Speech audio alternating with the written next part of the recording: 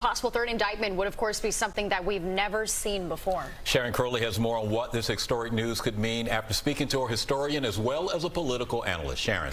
Yeah, that's right, Antoine and Natasha. If the grand jury votes to indict former President Donald Trump for trying to block the peaceful transfer of power, it would be unprecedented in American history. The special counsel has been looking into Trump's role in the January 6th Capitol riots when demonstrators, as you saw, tried to stop the vice president from certifying the results of the 2020 election that confirmed that President Joe Biden had won. It set off the January 6th congressional hearings and a look into what the president did in the days, weeks, and months after the election was over.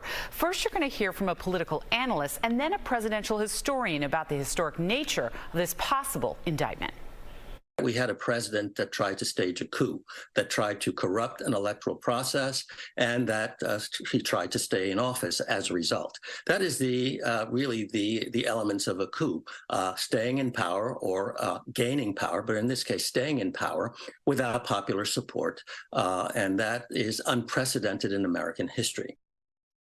We have a constitution. We have 250 years of ritual. And how scary is it that as we approach the 250th birthday of the United States, that we've been thrown off our historical trajectory of justice and democracy and the free choosing of presidents and the will of the people prevailing. Well, the grand jury did leave for the day in Washington, D.C., but as Linda mentioned, the jury foreman stayed behind, meaning we could know any minute if the former president will be facing a third indictment. And let's not forget, guys, this is all coming as former President Trump remains the leading contender for the Republican Party's nomination for president in 2024. All right, Sharon, thank you.